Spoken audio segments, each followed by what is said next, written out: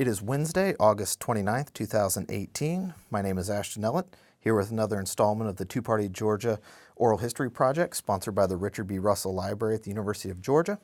Joining me today is Mr. Bryan Long. He is the co-founder and former executive director of Better Georgia, dubbed Georgia's largest and most effective progressive community, as well as a founding partner of Southern Majority, a progressive election consulting group. He is a former journalist who worked for the Atlanta Journal-Constitution as well as CNN, and a former partner with the advertising firm of Jackson Spalding. A native of Troy, Alabama, he is a graduate of the University of Alabama. Nevertheless, I'm happy to welcome you here to the University of Georgia, and on behalf of the Richard B. Russell Library, thank you very much for joining me today. Glad to be here. I'm a huge Kirby Smart fan. Well, there you go. All is forgiven. All is forgiven. So I was wondering if we could start by, tell me a little bit about your childhood, your upbringing, how you became the person you are today. Yeah, I grew up in a small town, Troy, Alabama. There was a university there. There is a university, Troy University. It was Troy State when I grew up. Good football program there, yeah, great too, football as well. program. And what was interesting about growing up there is I had the small town experience of growing up in a small, basically rural community, except I had friends whose parents were professors, and anytime we did a science fair at school, we would end up going to the university and interacting with the professors. So I had a sort of an enlightened upbringing for someone from a town my size, and ultimately went to University of Alabama because of my work with the high school newspaper. I started working at the high school newspaper because I thought it would be an easy A and an elective, and I was told that it was one of the easiest classes in high school, and so I signed up for the class, and the high school teacher retired, and I got a new teacher my first year, and we started doing a newspaper every 3 weeks. Every 3 weeks in high school, we produced a newspaper. So I was introduced to deadlines and work and writing, and actually Supreme Court history was a big part of that class, studying cases that came before the court that impacted the press, and won some awards for high school journalism from the University of Alabama, and got to know the university through my high school and that elective. Really wanted to be a journalist. That's all I could think of since I was about 14 years old. And I was immersed and baptized in the religion of journalism, sort of the post-Watergate era of journalism, where it was very professional. You had to study. It was civic journalism. You were doing it for a reason. You tried to be fair to everyone you interviewed. It's really interesting to look at what's happening to journalism today. It's changed so much. But I was very much part of that post-Watergate era when journalism sort of thought highly of itself. It was self-referential, and I was very proud to be a journalist. And grew up in a family. My dad was a manager of a grocery store for most of my life. Eventually became a salesman stocking convenience stores. So I would drive around the state with my dad and go from little gas station to little gas station. And on my summer break, if I wanted to spend time with my dad, I'd jump in his pickup truck and we would go talk to the people who ran gas stations. When did those mornings start? Oh, very early, like 5:30, 6. And I was, at the time, probably 10, 11, 12, maybe. Okay. I haven't done the math to figure out, but that's my memory of it anyway. And my mom worked for the state of Alabama. She worked at an office with helping do jobs training in Troy to help people with reemployment or finding jobs. And I was born in 1974, and so the earliest memories I have of local politics were George Wallace, Yeah. Alabama I was politics. getting ready to ask if you you remember the Wallace. Oh, absolutely. Years. I remember his funeral. I remember him coming to Troy for stump speeches. The stories that I heard about him was he never, ever forgot a name. He knew everybody he ran into, and he would say something about them. Don't know if it was true or not, but that's what I was told about George Wallace when I was growing up, when I was small. Right. And I heard the stories in Troy, Alabama, about how, you know, he was a segregationist, but he had really turned it around, and the black people in Alabama loved him now because, you know, these are the stories I was told. And I did have an awareness early on that white people, such as myself, had a significant role to play in race relations. I knew that very, very early in my life. And I didn't know what that meant for me, but I knew it was something important for me to engage with in some way. And so through my journalism career, I was able to interview people across the spectrum. I mean, I literally interviewed people who had a dirt floor in their house and no electricity, and I interviewed governors throughout my journalism career. So that was one of the most interesting parts of that part of my life, is the number of people I got to see, how people interacted with the government, how they interacted with various policies, right. and what the impact was in their life. It wasn't a wonkish theoretical conversation about government. It was like, you know, government either can crush you or it can give you a lot of power. So when I think about my upbringing in Alabama and my studies in Alabama, these are some of the thoughts that come to mind. So you came to politics through journalism. Through journalism. Not the other way around. Absolutely. Yeah, journalism was first. And I'd always had an interest in politics, but only in studying it, and only, I really believe there were two sides, at least two sides to every debate, and sometimes three or more. And I wanted to be fair, but I also wanted to enlighten the reader and try to use words that, and language and pictures and imagery that anybody who picked up the paper could understand what was happening. So I worked really hard to try to translate what I was hearing to the public. So I was fascinated with politics, but more as a sport. Okay. As like the two sides. The horse race and things like that. Absolutely. And it really wasn't until my public relations career at Jackson Spalding that I had this awakening that I could be engaged in politics in a way where I might be able to have an impact myself. Instead of seeing it as this thing that was happening out there, I started realizing I might be able to be engaged in the game and be in the arena and do something. So when did you come to Atlanta? Yeah, I moved up to Atlanta in 2000. Got a job offer from the Atlanta Journal-Constitution. I was hired by Cindy Gorley, who is Metro editor of the newspaper at the time. She had led the coverage of the 1996 Olympics. Okay.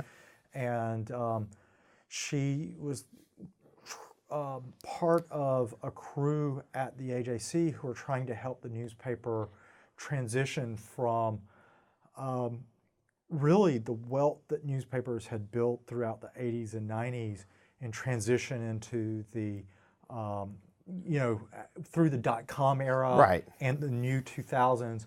And so she deliberately sought out younger people to hire. She brought me on as a young editor and gave me a lot of responsibility very early in my career. And I got to see, I worked in every bureau. I got to see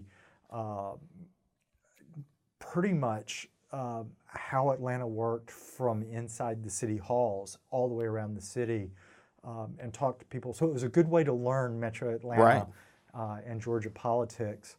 So I moved here for the newspaper job and ultimately got a job at CNN.com, which I thought was an amazing step up for me. It was a great, it was the best business card I've ever had, but I didn't enjoy the job. I was a very small piece of a huge machine.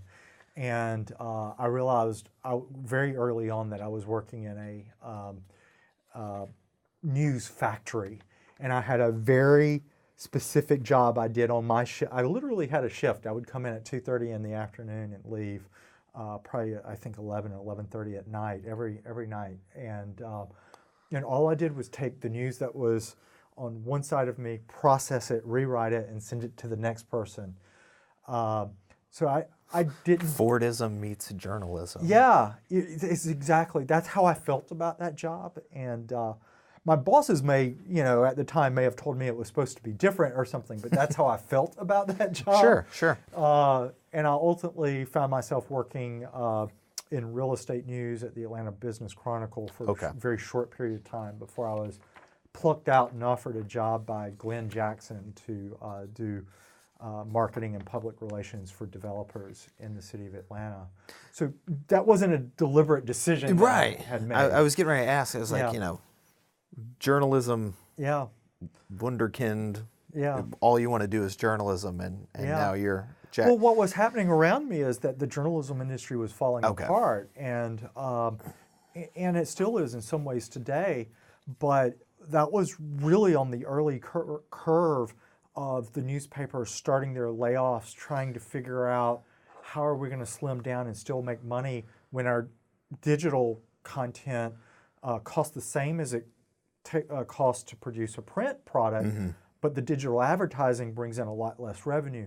So those conversations were happening around that time. And this was even pre-crash. Oh yeah, absolutely, it was pre-crash. And when I left journalism, when I left the AJC and CNN, there was a small group, maybe 30 to 40 people who were former AJCers, and they would meet for breakfast or lunch and talk about like life after the AJC. But yeah, that was, 2003, I think, 2003. It was way before the crash. But you could tell where journalism was going. I was absolutely one of the first among my college peer group to say, I am done with journalism. I'm going to go do something else. And my friends thought I was crazy for doing PR. But I enjoyed it. And it gave me a lot of different insights than I learned from my journalism career. Of course, now that has happened to a huge number of journalists, but not by choice. Right.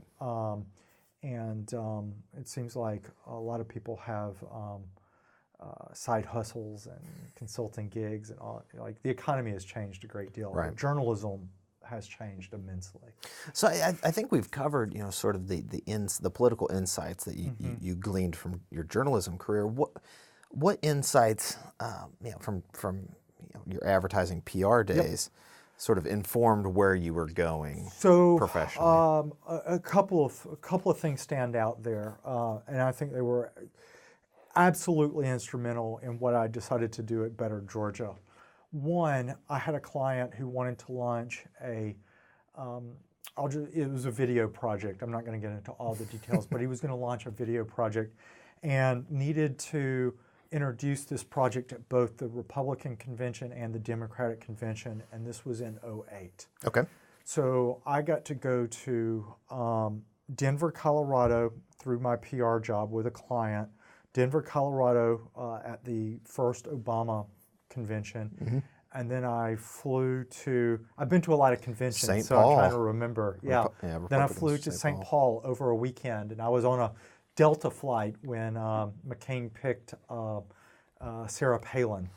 And so I think that was Labor Day weekend, because I went to the Dragon Con parade in Atlanta and then hopped on another flight and went to St. Paul. But that was purely introducing a product to professional journalists who had gathered for these conventions. We were using the convention as a way to find an audience. Okay. But for me, I was looking at the politics around it and how exciting the times were. And it really hit me during that 2-week window that I'm no longer a journalist. And when you're a journalist, I had been taught you don't give money to politicians, you don't go to the fundraisers, you don't go to the Democratic Party or even the Republican Party, you don't go to the party functions and act as, you aren't civically engaged in that way because you have a different responsibility. Through that the process of working with a client at those conventions, I realized I can start giving to candidates I support. I can start going to Democratic Party functions. I can start testing the waters of what politics looks like in Georgia as an individual, as me, as a person, not just as a newspaper or an organization that's trying to be fair. So that was really the dawn of my awakening for what I could do in the political arena. The second thing that happened, and this was after, so 08 was really the start of it.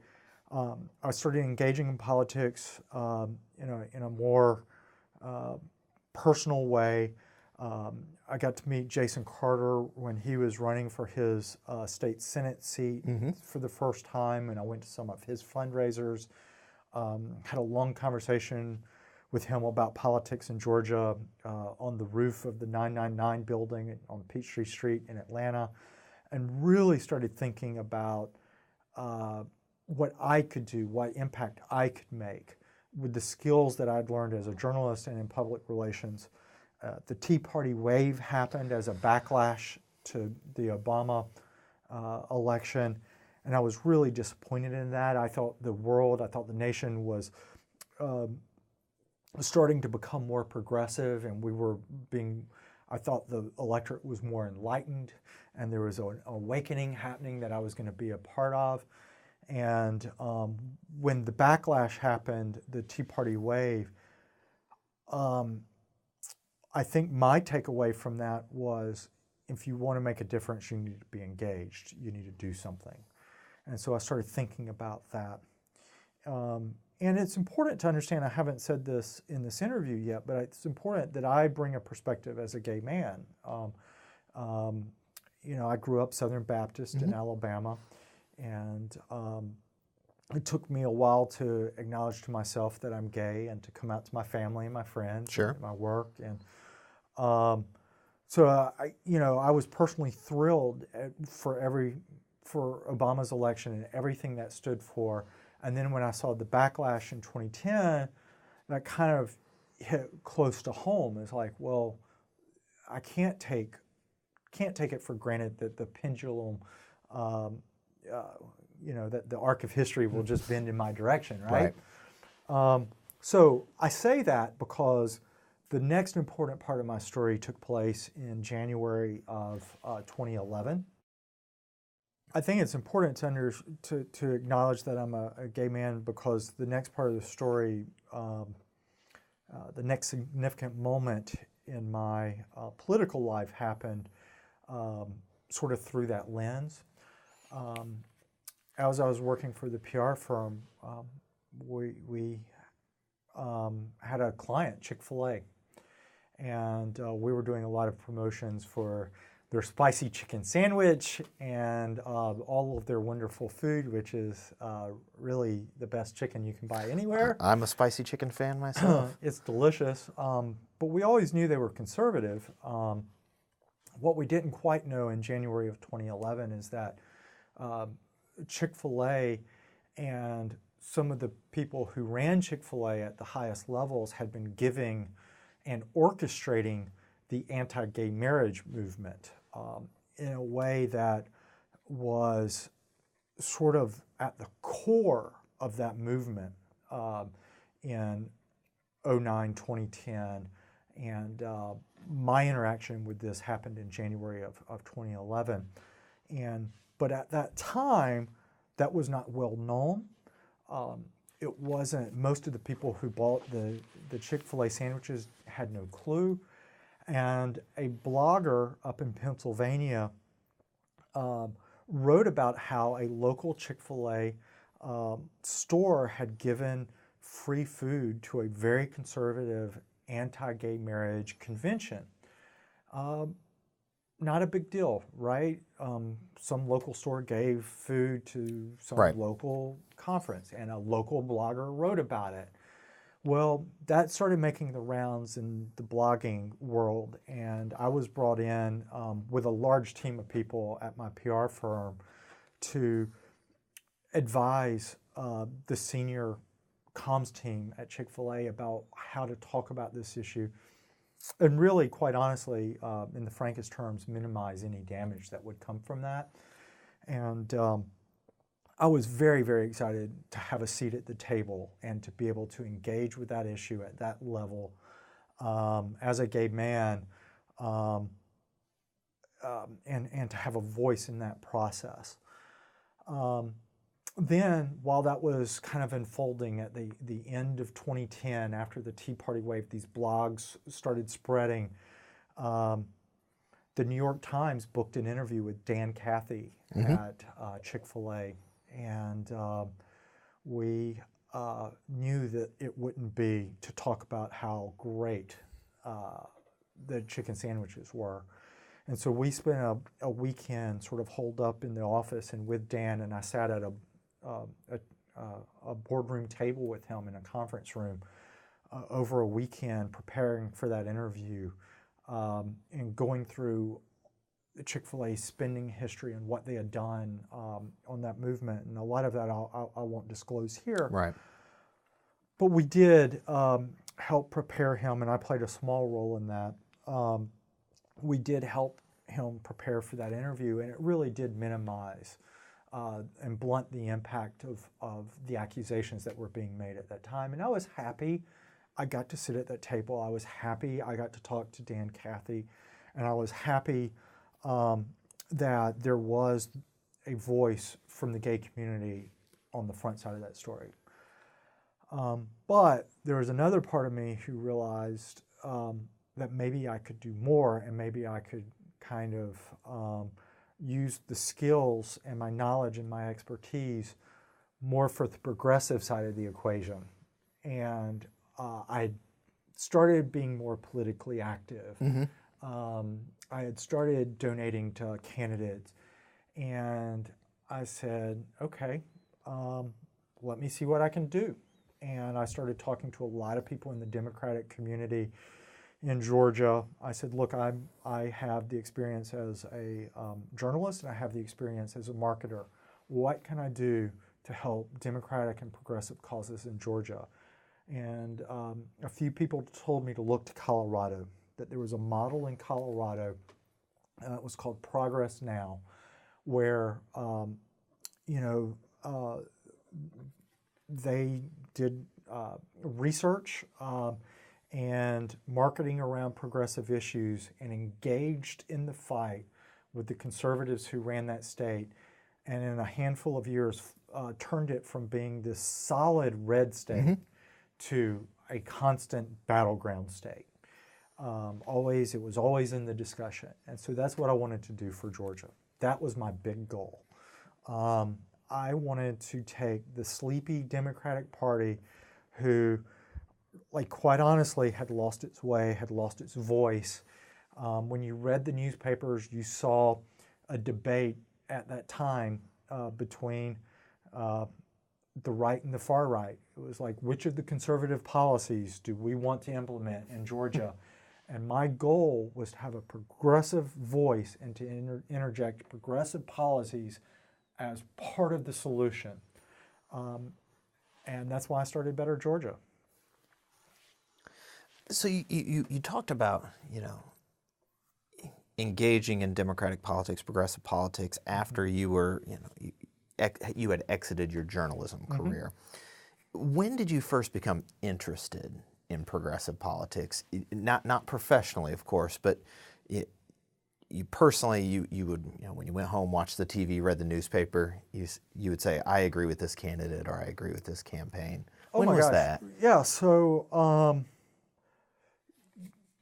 so at CNN, I would sit at my desk here in Atlanta and watch George Bush's Iraq War on a little TV screen. I had a live feed of the background CNN coverage, and I had what was being broadcast on CNN Domestic and CNN International, and I would watch that war and I watched the politics. And so the Iraq War had a significant impact. And, I got to go to the 2004 Boston Convention with John Kerry to cover that, CNN's first blog. At the time, blogs were everywhere. And we had this website that was huge. It had more traffic than anyone. But CNN wanted a blog because everybody was doing blogging at the time. So me and a colleague went up to Boston and we did a blog about a blog we posted several times a day about that convention. And so there was that was sort of combining the professional and sort of the personal for the first time. And I really suppressed the personal until Obama. And Obama, and it's hard to overstate everything that he stood for as opposition to George Bush, opposition to the war, a shining light for progressive values. Yes, it was significant that he was America's first black president. It was also significant that he didn't he was not a Bill Clinton trying to find the center of most issues. He was running as a progressive, lifting up issues that cared to me as a gay man. So through President Obama, I really had a personal political awakening where I'd go home and watch the news and say, what can I do about that? Not just, who can I contact to write about it, but what can I do about it? I see. So when did you relocate here to Athens? Was that before or after Better Georgia? Yeah, it was during. During? Or right, I guess. So I guess right the follow-up to that would be why. Yeah. So why is because my partner got a job here at UGA, and he's just like so many other families. Yeah, he's a professor here in the College of Business, and at the time he was at a law firm in Atlanta, and I was in a PR firm in Atlanta, and I was looking at doing this crazy new thing and leaving my great stable job from the absolute best PR firm in the state of Georgia and possibly the South. And I was toying with the idea of doing something new, and he said, "Look, I've interviewed at UGA, and this is going well for me. I may have to consider a job at UGA." And I realized at that time, look, if you're moving to Athens, I can do this job anywhere in the state of Georgia. And honestly, I think it would be better to be outside of the Atlanta bubble. And so it kind of happened simultaneously. Okay. But to be honest, I moved to Athens and then traveled back to Atlanta a lot because that's where the largest population is. And I found out very quickly that's where the donors are. And I didn't know when I decided to open Better Georgia. I thought it would be kind of a marketing business and a political business, but at the end of the day, it was a donor business. I had to raise money. It was a fundraising business. And I quickly started spending a lot of my time talking to donors, and most of those donors were in Atlanta. Right. So I'd go back to Atlanta frequently and have coffee. And I think I counted at some point my first 6 months at Better Georgia. I met with over 300 individuals in the first 6 months. Wow. I was doing 2 breakfasts a day. I would do multiple coffees. I would do lunch and coffee in the afternoon. I got so tired of Starbucks and the local coffee shop. But it was so important for me to meet the players, the activists, the donors, the people who felt like they had a stake in politics, to listen to them, to ask them if they would support what we were doing. And so I moved to Athens, but then I started driving to Atlanta. What interested the men and women you were talking to, these potential donors? What interested them in helping your organization, your group, as opposed to, say, an individual candidate, a campaign, the Democratic Party? Nearly everyone, and so it was not. They were not motivated to help the Democratic Party. Okay. And we had sort of a difficult relationship with the party almost immediately. The party saw us as competition, and I would tell everyone that my job was to help make the Democratic Party better and to help make all Democrats and the progressive movement better. But there was an immediate backlash to me from the people who were running the party at that time, because they saw me talking to a lot of people who donated to the party or who had donated to the party. And I would tell them, and I would tell donors at the time, I am not interested in splitting the pie into smaller pieces. I'm interested in making a bigger pie. And I think ultimately that proved to be true. But at the time, it was hard to see that the Democratic pie could be any better in Georgia. You have to go back to what it felt like to be a Democrat. Well, it even feels that way some now. We're seeing a lot of growth and a lot of movement, a huge investment in Democratic politics in Georgia. And I can talk about that investment and how it's changed. But at that time... 2011, 2012, this was the same time where it was like keeping the lights on at headquarters. It was like drip, drip, drip. And the donors, what excited the donors, what motivated them at the time is that they were so excited to see someone who was willing to fight for what they believed in and to land a punch and to throw a punch and to engage, and what I mean by throw a punch is go head to head with the governor, who was a Republican and also the head of the Republican Party and head of the machinery. And what I heard from donors at that time in the 2010, 2011, 2012 era is I pick up the newspaper and I never see the Democratic Party of Georgia quoted. I never see them engaging on an issue. Instead, I see them complaining about how hard it is to be a Democrat in Georgia. And so the donors that I talked to, they were spoiling for a fight.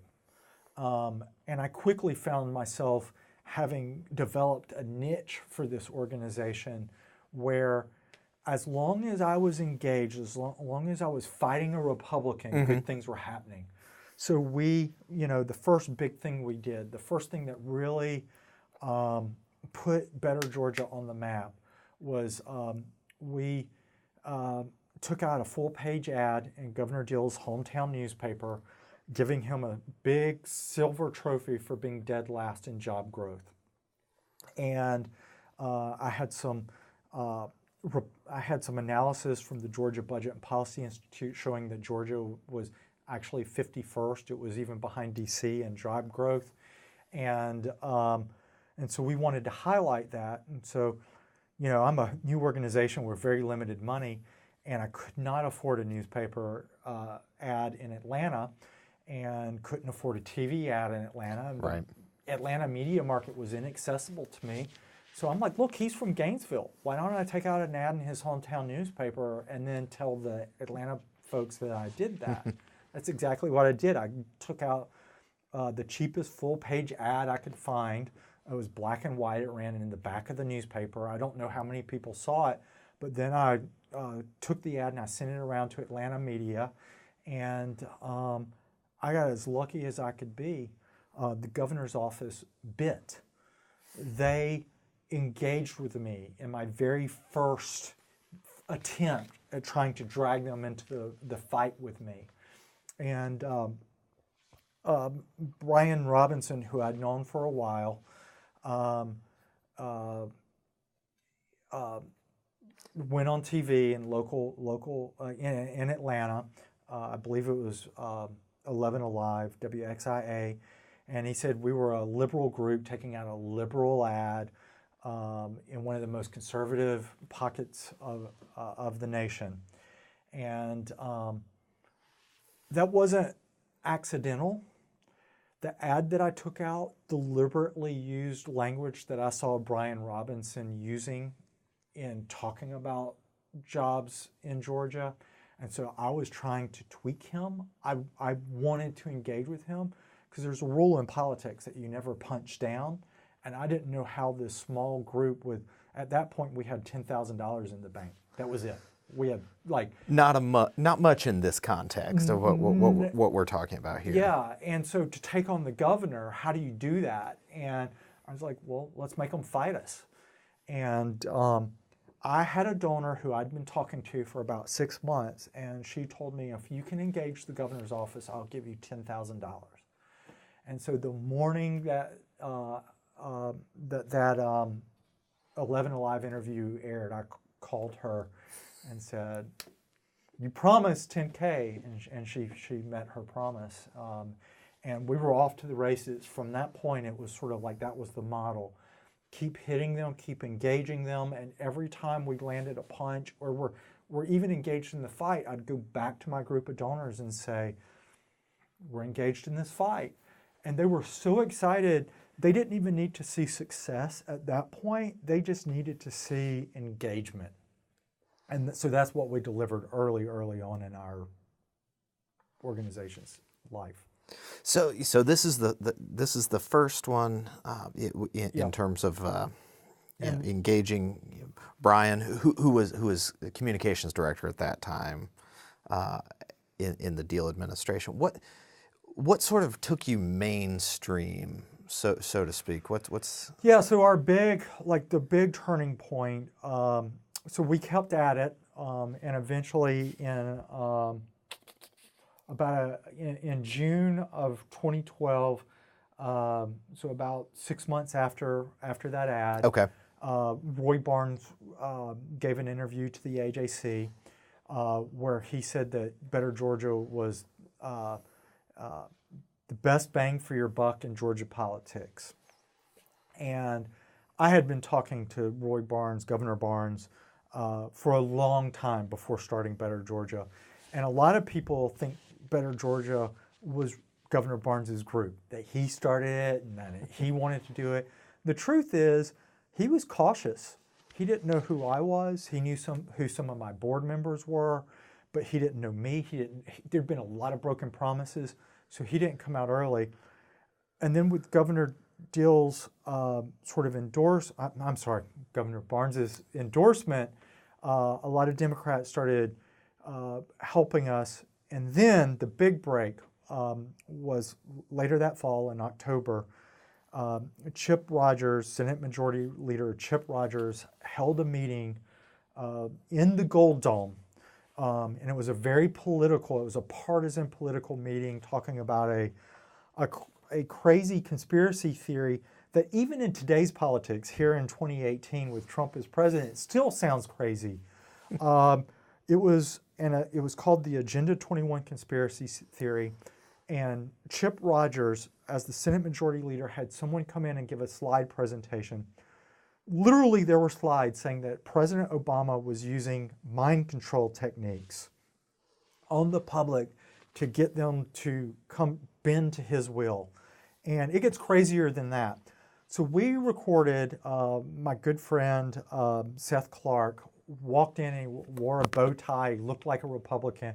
He walked into that meeting at the Capitol and nobody questioned him. And he set his camera down, a little flip camera, and recorded 52 minutes of that meeting before somebody saw that he was recording and kicked him out. And so we trimmed that 52 minutes down to sort of the best/worst few minutes, and we started circulating it to the media, and we started getting bites all over. We had more coverage outside the state, honestly, before we got local coverage, and it really created a model for us, sort of the outside-in model. It was easier for us to land national hits you can get national coverage about what was happening in It's Georgia. almost more true today than it was even in 2012. Yeah. And so, but once we could get national coverage, the local newspapers or the local TV stations would then say, oh, it's a story. Okay, we'll write about it. And ultimately, what happened, I'm cutting a long story short, but ultimately what happened is that video of Chip Rogers' conspiracy theory ended up on the Rachel Maddow show days before he walked in for his re-election. He won his re-election on the campaign trail, but he had to run again for Senate Majority Leader among his peers. Mm-hmm. And he was sort of a national embarrassment at that time. And believe it or not, in November of 2012, that mattered in some way. Like you had to not show the public that you believed these crazy conspiracy theories. And he lost his bid for Senate Majority Leader and then ultimately resigned. Rachel Maddow then went on air after it happened and gave Better Georgia credit for having exposed his craziness and getting all the press coverage. Like we were on the David Letterman show. That's how it became part of the pop culture in that moment. This crazy conspiracy theory that the Georgia lawmaker was talking about. So it was really everywhere at that time. And he resigned, and then the Governor Dill appointed him to this really golden parachute job where he got $150,000 for doing nothing at the Georgia Budget and Policy Institute. And literally doing nothing. We did all sorts of open records requests to find any work that he had done. They were ultimately never able to produce anything, any evidence that he worked there. I talked to a number of people at Georgia Public Broadcasting, GPB, who said he had an office, he had a desk, they never saw him. And we Better Georgia ran a Fire Chip Rogers campaign for at least a year, got thousands and thousands of signatures, and matured as an organization. So that was one of our many campaigns. We were doing a lot at that time. We would basically find out the worst votes or the worst, the biggest hypocrisy of Republican lawmakers, conservative lawmakers, and we would shop these stories around to TV stations. And we had Senator Bill Heath once was literally hiding behind a copier. He's a pretty tall guy. Yeah, he was literally shrinking down behind a copier as WSB was trying to get him on camera. And so for us, that was a lot of fun. We were glad to put pressure on these lawmakers because from my perspective, I felt like they had gone for too long without having to be accountable to the full public. At that point, they were only, and maybe still today, they're only accountable to the primary voters in their party. So I really wanted all Georgians to know what was happening down at the Gold Dome. And I wanted all Georgians to know these really hard-right conservative policies that they were pushing for. So Better Georgia was maturing there during this era, and we were doing multiple campaigns at the same time. But we would not have grown into the organization we became without Chip Rogers and huge assist from Governor Dill and them helping us out by appointing him. So where did Better Georgia go in terms of organization, reach, budget? Yeah, from those early days of $10,000 being, Yeah, the $10,000 was just all we had in the bank, but we were struggling in that first year and a half, not even paying my salary every single month. I would have to collect enough donations that we could then ultimately sort of pay me for back pay when we had the money, and we started gaining momentum, and we were a scrappy organization, and we decided that we were going to do anything we can. And when I say we, I want to mention Amy Morton, who is my board chair from beginning to when I left in May of 2016. She's still on the board now. She's resigned as board chair. But Amy and I were basically, when I say we, I'm talking about Amy and I, always looking for the next way to engage Republicans, to engage conservatives, engage in the fight. We stitched together a budget that went from $75,000 a year to $150,000 a year. We ultimately grew to have close to 7,000 individual donors who are in Georgia. We grew a Facebook audience to about 146,000 followers when I left, which was bigger than the Republican Party and the Democratic Party combined.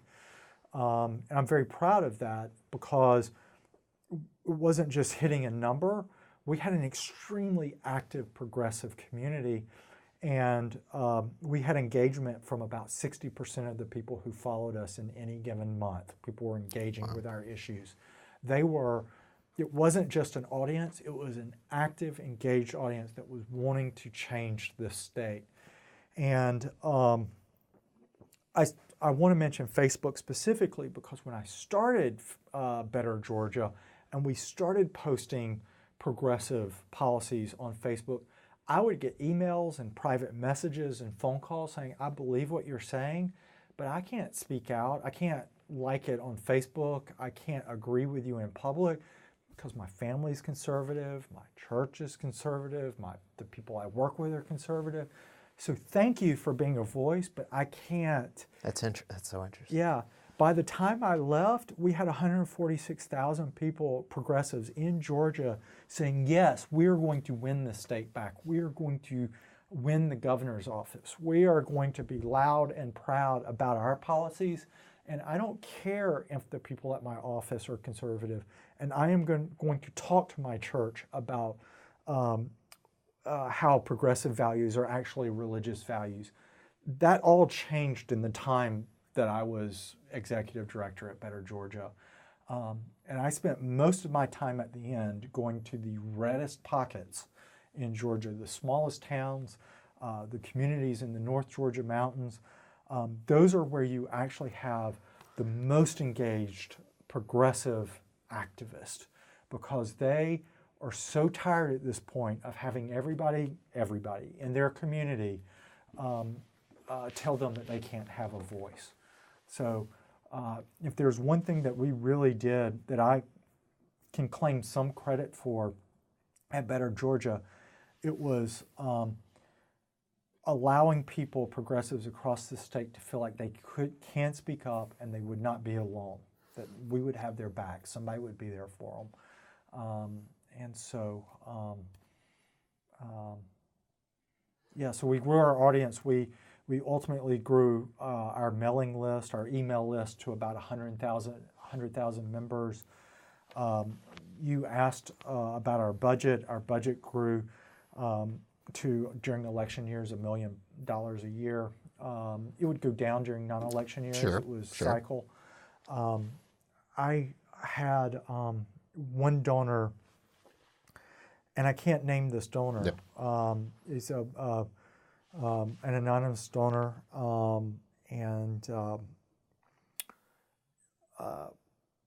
he really changed progressive politics and Democratic politics in the state of Georgia without ever working with the Democratic Party or even any individual candidates. And he read about Better Georgia, and he read about me and the AJC, and he sent me a check out of the blue for $2,500. And at that time, I didn't get a lot of checks out of the blue. I was working hard. Like a check for $2,500 at that time would have been like 3 coffees and lunch. And here's somebody I don't know. He's not on any of my list. Nobody's ever told me to call him. I had never seen his name before. I checked his name against the databases, had never given to the party or to any candidate, and he gave me a $2,500 check out of the blue. I call him and say, hey, why are you sending me a check? And I want to make sure that you understand that this is a 501c4, so this is not tax deductible. You're not going to get a benefit for this. And I had this whole patter that I went through with my donors. And he says, yeah, I understand all of that. He actually turned out to be a very smart donor, savvy donor. He knew what he was doing. And he gave me a $2,500 check out of the blue. I asked him out to coffee. He eventually sponsored an event for me within a month. Then he gave me a $25,000 check. And ultimately, over the period that I was there, he ultimately gave our organization $2 million. So he is now helping with the progressive community in a larger, more coordinated way. But that was our secret sauce, and really nobody knew that, and maybe nobody outside of progressive politics knew that until today. So that was our secret. And you won't find his name anywhere. So a little serendipity goes a long way. Well, sometimes. Yeah, absolutely. So there was a lot of luck involved with that, but having gone to Alabama, I like Bear Bryant, and he says you make your own breaks. Everybody gets lucky in every game, but the team that wins is the team that's prepared to make they the can most capitalize on that luck. And so that's what happened to us.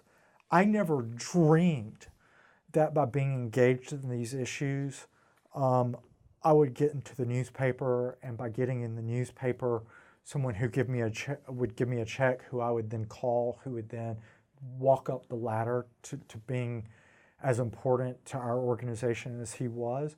But I knew from the beginning, before I left my job and started this, that if I worked hard and I stayed true to my core beliefs, my core values about bringing progressive policy to this red state, that good things would happen over time.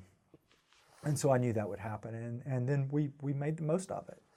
Are there any other organizations like Better Georgia operating in this state? Not in the state. Okay. Not in the state. We're the only organization of our kind. There are a lot of progressive organizations. There are groups that lobby.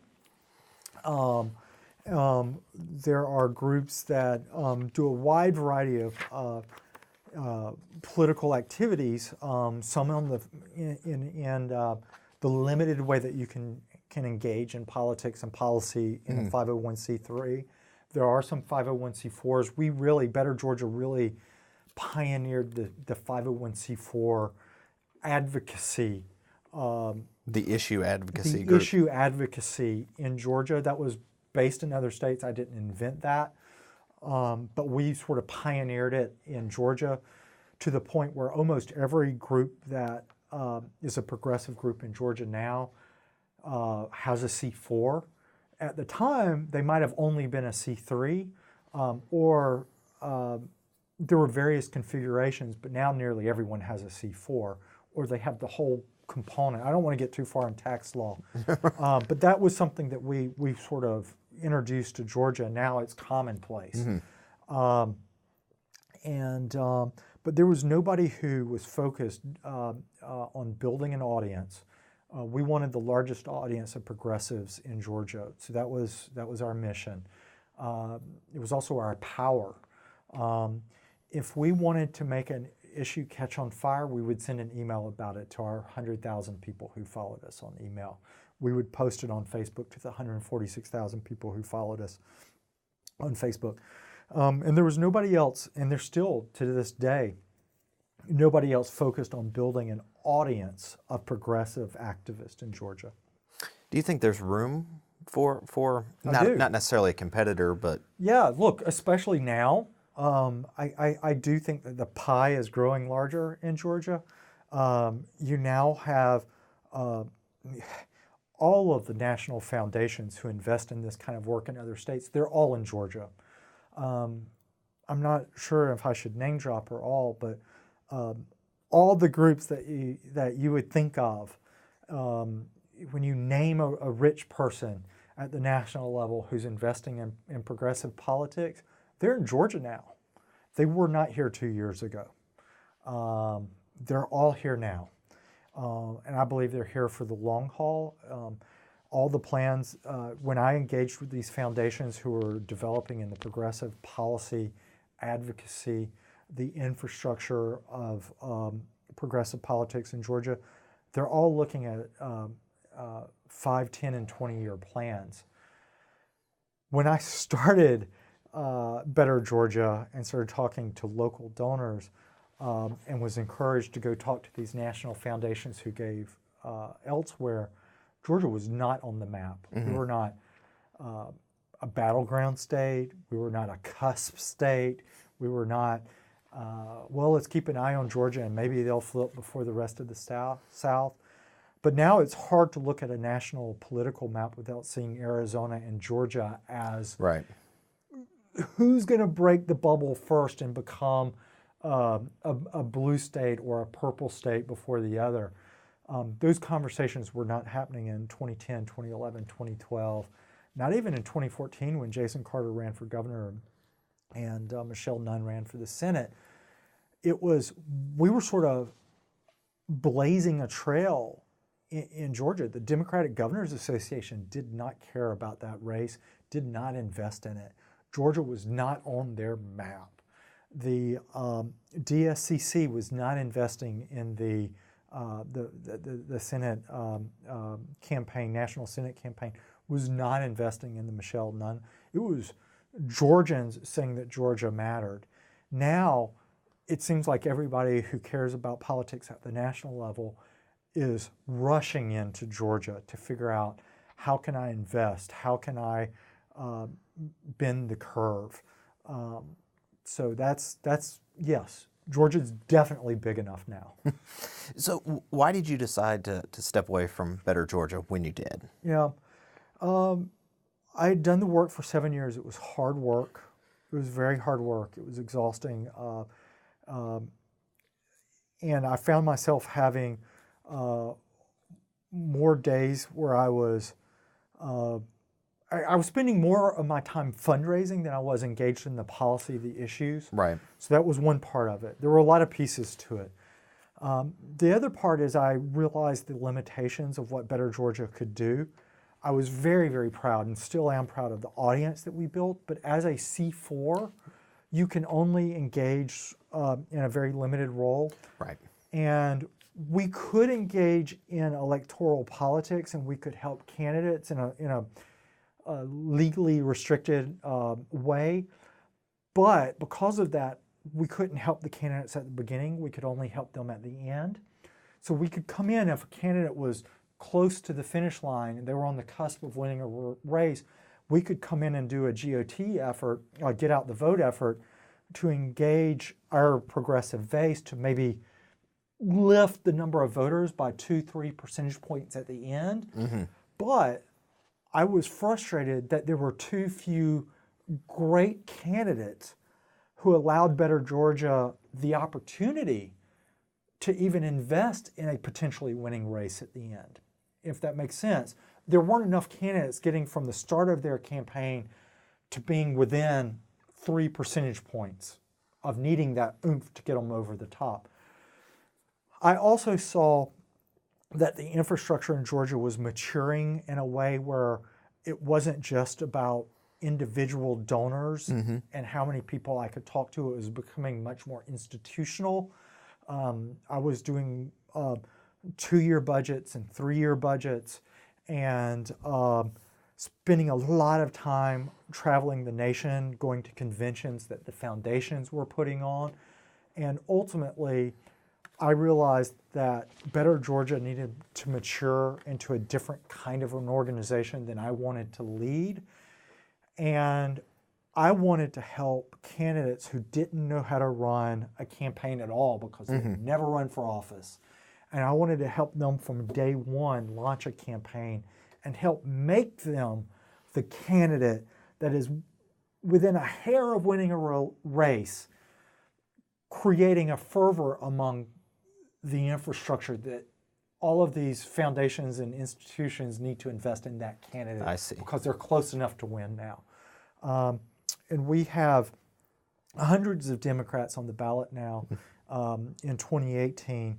I think more Democrats are on the ballot in Georgia than in any year or any cycle going back to 2006 when we still had power, when Democrats still had power.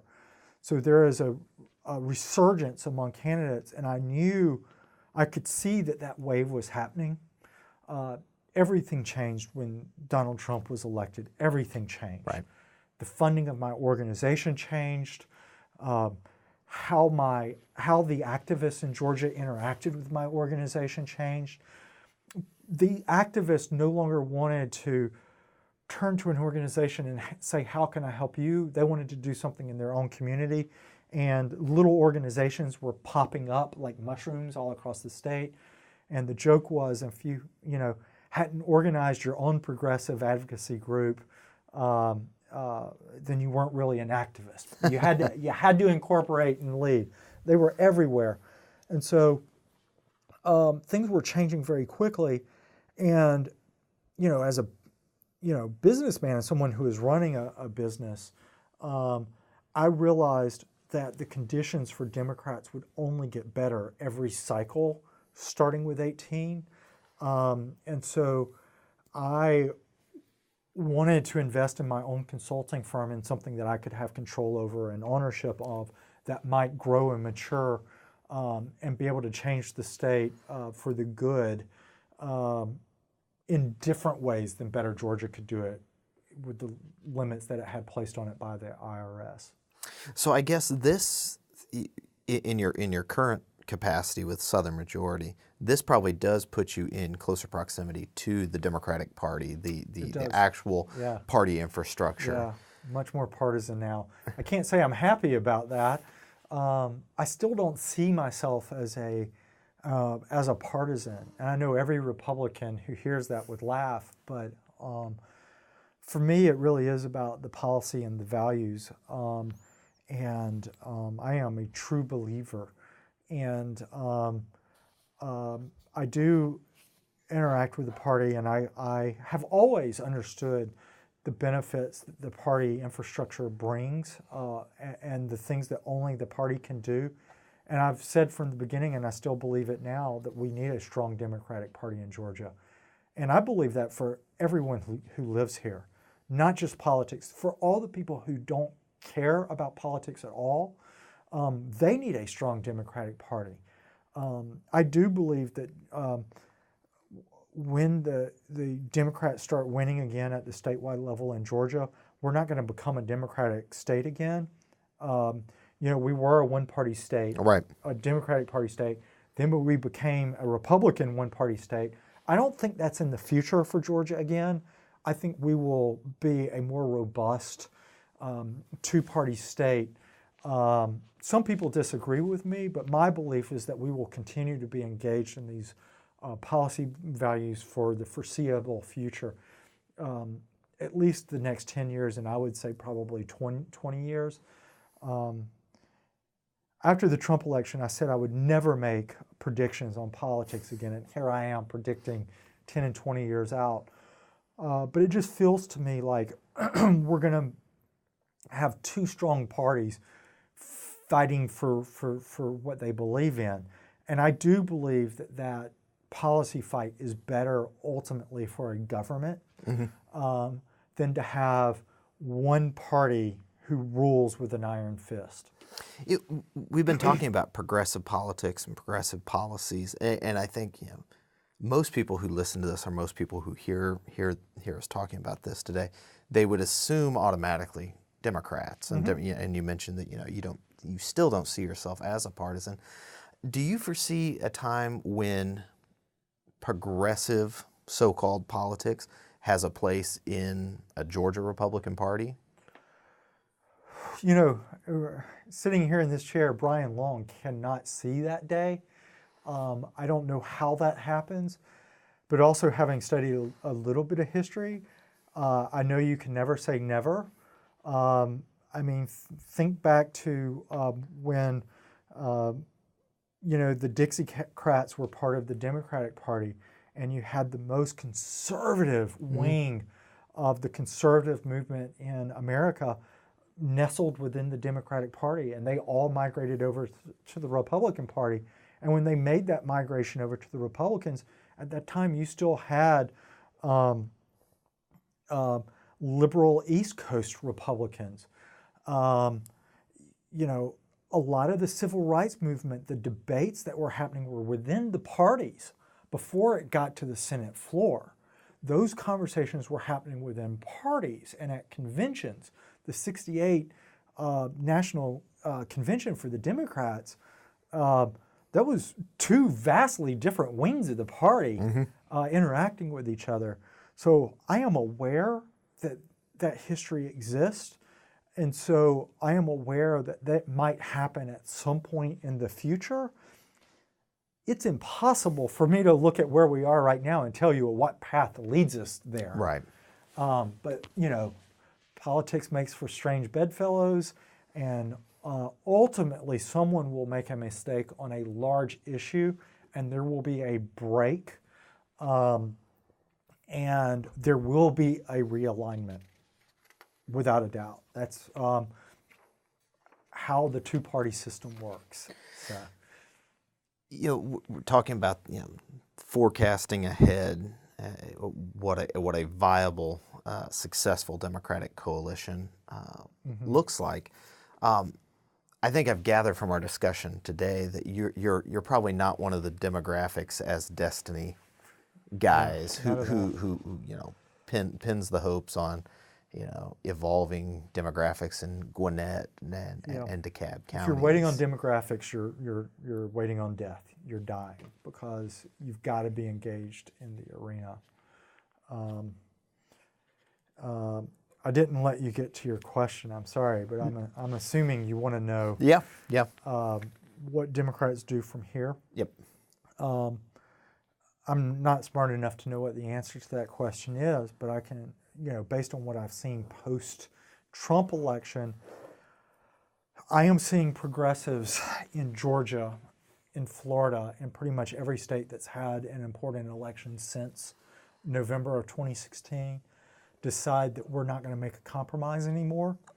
The compromise that Democrats had made previously had been, we believe in progressive values and we're not going to sell that out, but we want to find someone who's electable to be the face of our party.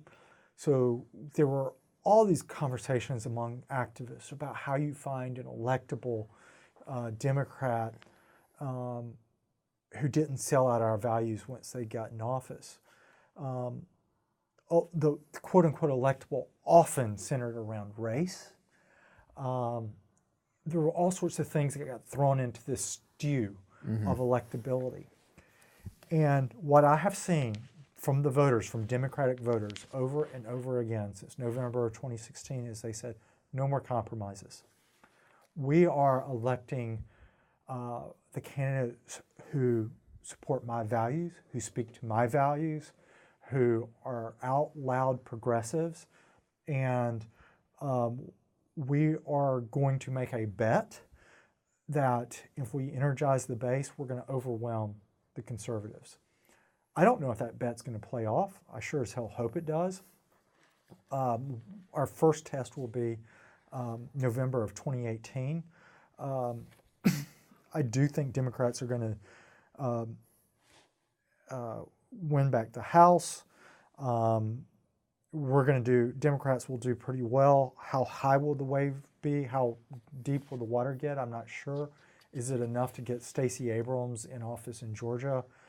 I can point to polling that I could make a case either way.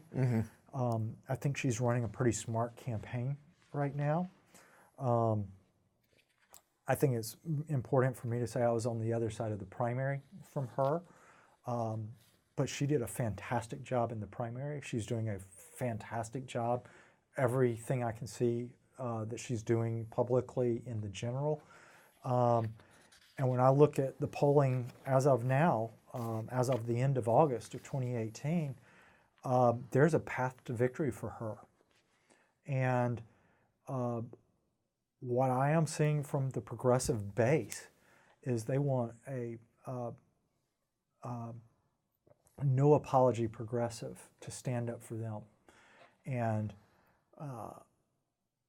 the progressive activists I talk to say, look, if the Republicans get Trump and they stand with him and they don't back down from him and they never apologize for him, then we're not gonna try to find some candidate who appeals to them in some way, that somehow is good enough for us but appeals to 1 to 2 to 3% of Republicans. We're going to choose our candidates and we're going to win or lose with our candidates.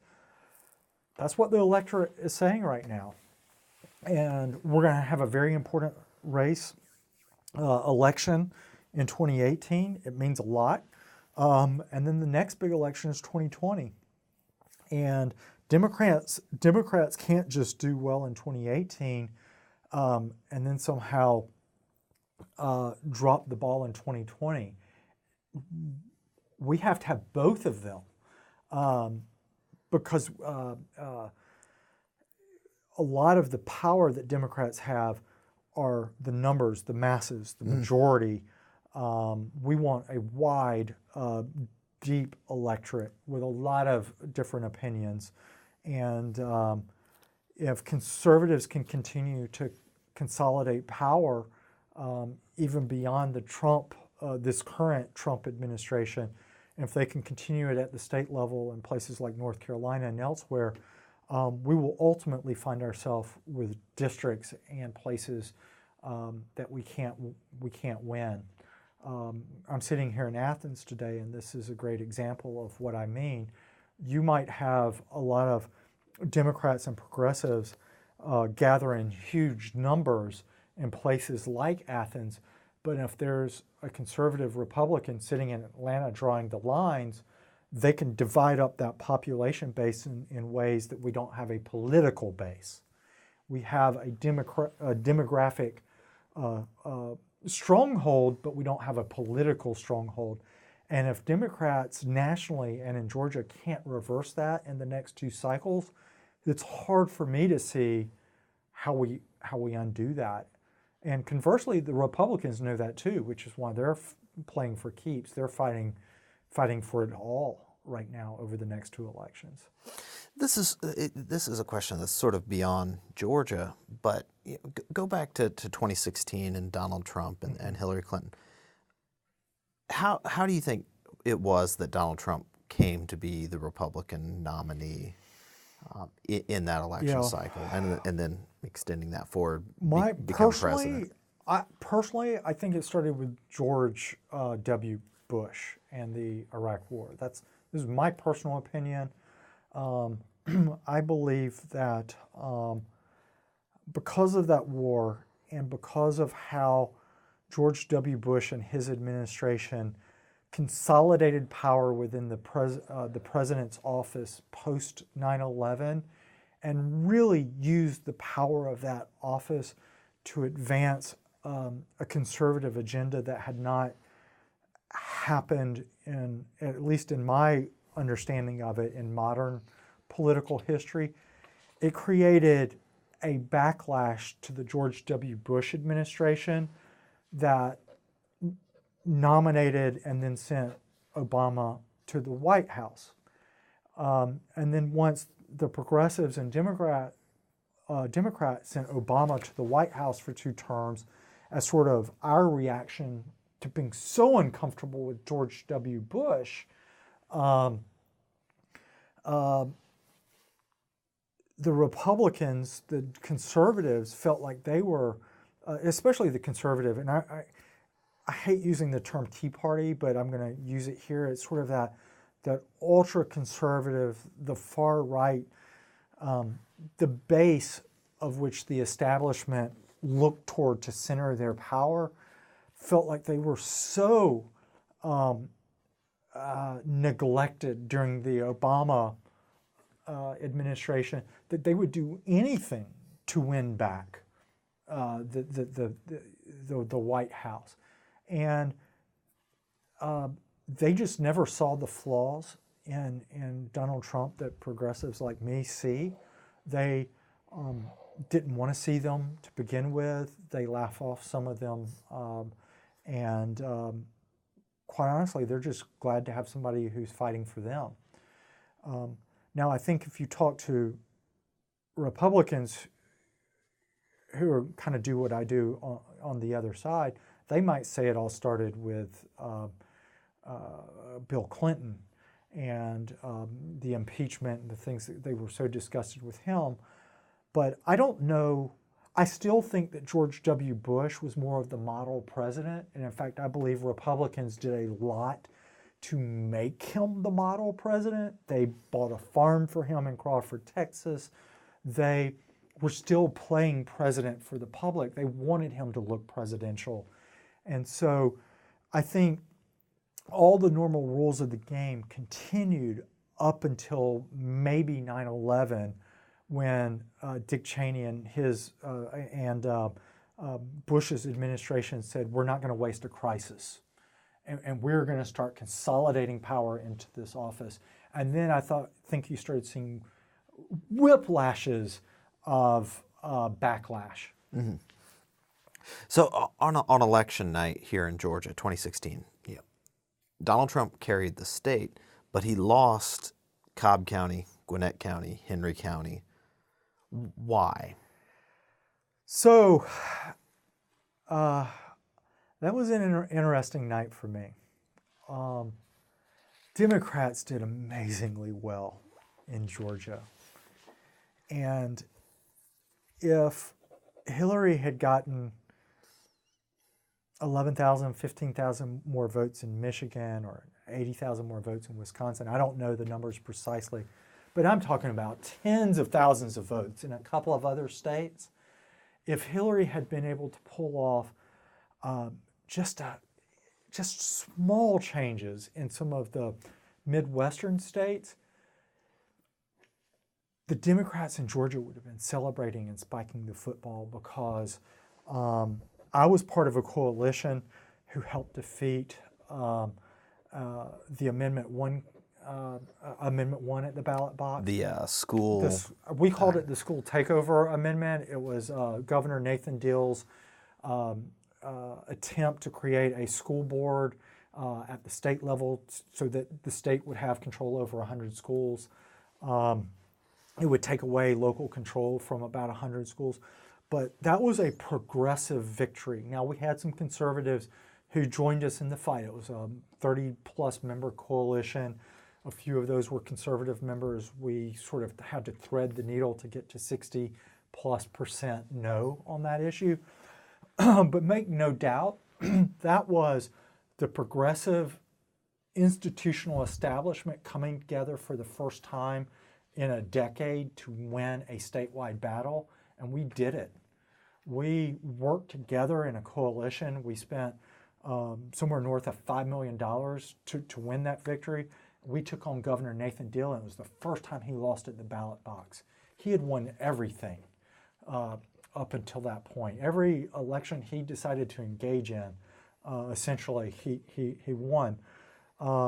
So the Democrats won 60+% on our top issue in Georgia that night.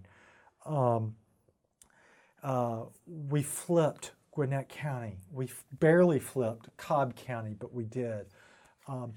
All the numbers we were looking at to measure success in Georgia, we hit or exceeded. It was a phenomenal night for Democrats in Georgia. And so we're sitting there at our victory party getting ready to give our victory speeches. You know, I wasn't going to be on the dais because there were other spokesmen for that campaign, but we were literally had our script together. We knew the polling was going our way. And about 8:30 that night, maybe 9 o'clock, there were some early rumblings, but really about 8:30 we started saying we need to be careful with this. By 9 o'clock, I was talking to friends of mine in other states, and I had the person who has my job in Michigan, so a similar sister organization in Michigan. He's an executive director up there. I called him and asked how it's going, and he says, look, we have our bellwether precincts are underperforming, and I don't know that Hillary's going to win Michigan. I was like, are you serious? He says, I don't think we're winning Michigan. And so I started having conversations at our victory party with people about how our night goes. And we had to pull the plug. We couldn't. We gave our speeches and then went home and mourned the loss of the presidency.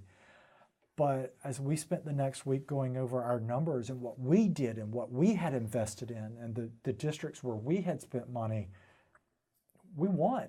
We won we hit our numbers and beat our numbers.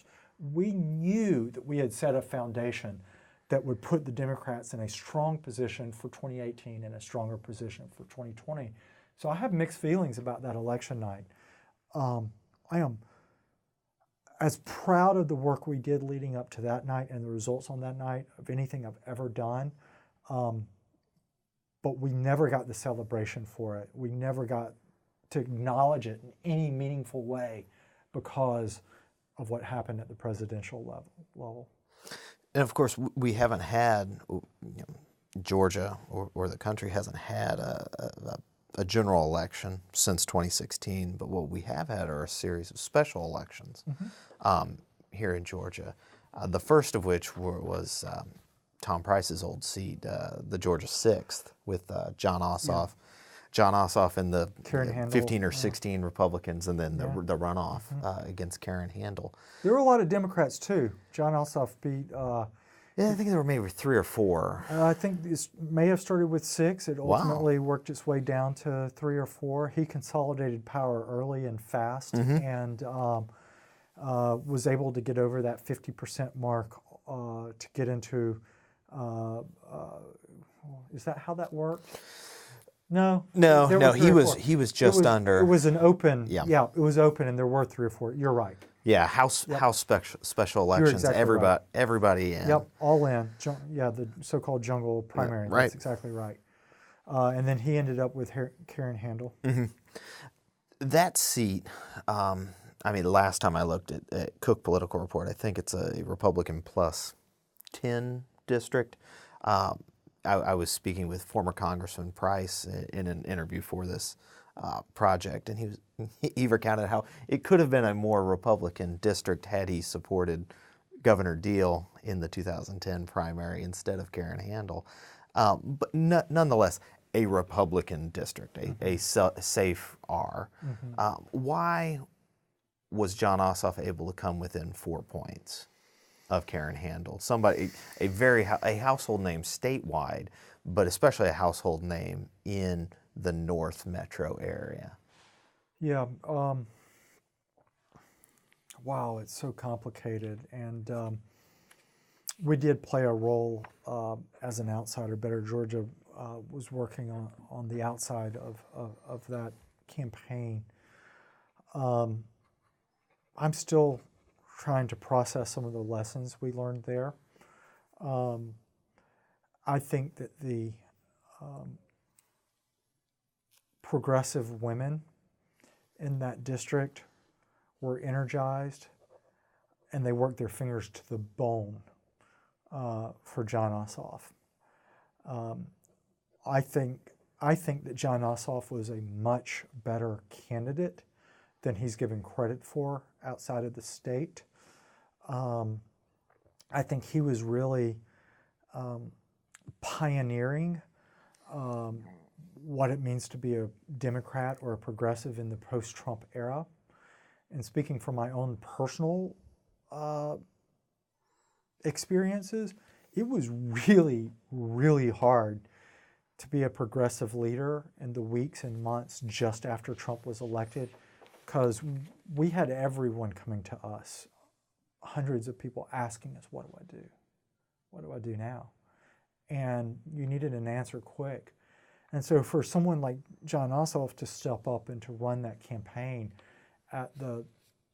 with the attention he got for it and the amount of money that poured into it, he didn't have a model to look around to and say what worked and what didn't work.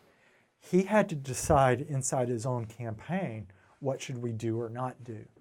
And he had thousands of volunteers from within Georgia, and many thousands more from outside of Georgia who came in to help and knock on doors. And so the enthusiasm and the energy for him was largely a rebellion against Trump and everything he stands for, and it was a rebellion against the Republican Party who wouldn't stand up to him in any meaningful way. But it's also not the best special election that we can look at and draw a lot of, positive lessons from.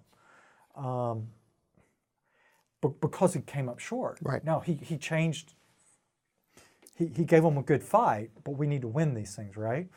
I do believe that if it hadn't been for John Ossoff's campaign, that I don't think that you would have Senator Doug Jones in Alabama. Mm-hmm. Did I get the name right? Doug Jones? Yeah. I believe that the Doug Jones campaign, and I have, I've talked to some people who were involved in that. I believe they learned a lot of lessons from the John Ossoff campaign that they applied to that campaign in Alabama. Now, Roy Moore helped, having a bad candidate helped, but the lessons learned from the John Ossoff campaign, I think, helped Democrats around the nation figure out how to be a progressive going forward in a post-Trump environment. One of the lessons that I think Doug Jones did exceedingly well is he wanted to keep that race in Alabama as local as possible. Looking back on it, we know there was national help, there was national money, there was national volunteers, but that campaign, not just the candidate, but the campaign did everything they could to put the local volunteers in the front, to listen to local voices, to emphasize how these were Alabamians changing Alabama, and not wanting to knock John Ossoff in any way. I respect the campaign he ran, and I'm a big fan of his, and I think he's got a bright future. But I think one of the things that happened to his campaign is, maybe not deliberately, but it got nationalized in a way. It got out of control, out of the hands of sort of by Georgians, for Georgians very quickly. And I think that ultimately hurt him. So the Ossoff, we spent some time talking about that, but the successful special elections came for Democrats, that is, in November. You already mentioned here in Athens, where those Athens House district seats had been redrawn in 2012 to divide the city. 3 House districts cover the Athens, Clark County, the 117th, 118th, 119th. 2 of those were supposed to be Republican seats, and 1, Spencer Fry, with a Boulevard Cobham-based district, Normaltown, very much a Democratic safe seat. How were you involved at all in watching Jonathan Wallace's campaign and Deborah Gonzalez's successful special elections? And I was also involved in the Jen Jordan's campaign to win a special election, which was within John Ossoff's congressional 6th district. Hunter Hill's old Senate seat. And so I was directly involved. I worked with the candidate, Jen Jordan, who's now state senator. Jen Jordan flipped a red seat to a blue seat. Most people don't realize, most people outside of Gold Dome politics don't understand that it also flipped the Fulton County delegation from Republican to Democrat. Very, very significant Senate seat. And largely the same type of voters who were in that Ossoff congressional district. I watched the Deborah Gonzalez campaign as an outsider. I watched the Jonathan Wallace campaign as an outsider, as an educated outsider. I live in the Deborah Gonzalez district. I know people who are very involved in the Jonathan Wallace campaign. I saw the candidates speak. I watched them fundraise, watched them send out mailers. And anybody who tells you that they weren't surprised by those victories, they're either lying to you or they were not involved before the campaign.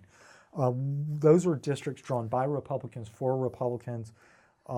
Huge fan of Deborah Gonzalez and Jonathan Wallace, but they did not run a by-the-book Politics 101 campaign. They did not raise the money that all the political consultants like me would tell them they should have raised. They just didn't run a campaign that some strategists in D.C. would say that's the campaign you run to win that race. But they won. It was ultimately an 8 or 9 point swing from Republican to Democrat. It had everything to do with more Democrats voting. Even at the time, I realized that those two districts, the Gonzales and Wallace districts, were bellwether districts. That told me a lot about where progressives were and how they were going to vote. And I don't think we've gotten enough attention nationally for what happened in those two districts in Georgia. The Jen Jordan race was a little different because there was a lot of attention on that race. Mm-hmm. She was able to run the money, raise the money that she needed to run the campaign that she needed. She was a very, very good candidate, a by-the-books candidate who had, it was her first time running for office, but she had people around her who knew what the process should be and how it should work. And it was not an easy campaign, but it was a campaign where she drew in a lot of sort of the background support that she needed. She had a lot of advice and a good kitchen cabinet. And she raised money like nobody's business, which helps in politics. And she was smart about how she wanted to present herself to the voters in that district. And she had just made a lot of good decisions before ever running for office. But that was almost a vindication for having lost that congressional district. Not quite, but it was close enough. And then you add into that mix the mayor's race in Atlanta. Mm-hmm. And I was fortunate enough to be able to work on that campaign in that race with now Mayor Lance Bottoms. My firm made phone calls to 36,000 Atlanta voters and base voters and encouraged them to go and vote. And Mayor Lance Bottoms was endorsed by the Democratic Party. Mary Norwood was not. That was a very divisive and difficult race. Campaign ultimately decided by a thin victory of about 800 votes, I think. I'm not sure the final tally, but just over 800 votes. But Bottoms was the progressive candidate there. Great night for progressives in Georgia. Great night. Do you think that carries over? I do. How much does it carry over? I don't know. I'm nervous right now. We're less than 90 days from an election, about 2 months or so from an election day. That means a lot. I'm seeing a lot of polling right now, a lot. I can point to the polling that I have in my hand right now, and I can make an honest argument to you, how the Democrats in Georgia are going to vote in numbers that you have never seen before, and we're going to win more seats than anybody is giving us credit for. I can also make the argument, and a very honest argument, for the Republicans and say, this Republican Party, these voters, these base voters, they are not fazed by Trump in any way whatsoever. They're not moving. You're not going to see probably more than 1% of typical Republican voters move over and vote Democrats. So the question is, will they show up and vote in the same numbers they've been voting with for a decade and a half in Georgia? The demographics do continue to improve for Democrats in Georgia. That is a true story. But the Republicans have power in a machine, and they've made it more difficult for a Democratic base voter to access the ballot box. So the point I'm trying to make without getting too deep into the details is Democrats have more going for us this year than we've had in a long, long time. And there's a lot I can point to be positive about. The Republicans still control the levers of power. They have the biggest political machine. They can put money into their pot anytime they choose, just by punching a button, it seems. The Democrats are having to work hard for every dime we bring in the door. So they have some conditions they can point to that are favorable, and we have some conditions that we can point to. We will make progress. The Democrats will do better than we did in 2016, which is better than we did in 2014, and we're going to continue marching forward. So what's next for Bryan Long? Just a long 2 months until election? A long 2 months until Election Day, and then we're going to reassess, and we'll start thinking about 2020 very, very quickly. In fact, honestly, we're already thinking about 2020. 2020 will be the year that you will see Democrats run for statewide office. Mm-hmm. I believe it will start. 2022 is the big one. Mm-hmm. That's when the governor's office will be up again. But what we'll see starting in 2020 is the math will start becoming better for Democrats in a way that will encourage the reluctant Democratic candidates to start running for office. The math will start looking better for them. What you're seeing in 2018 are the Democrats who say, I don't care about the math, I'm running for office anyway.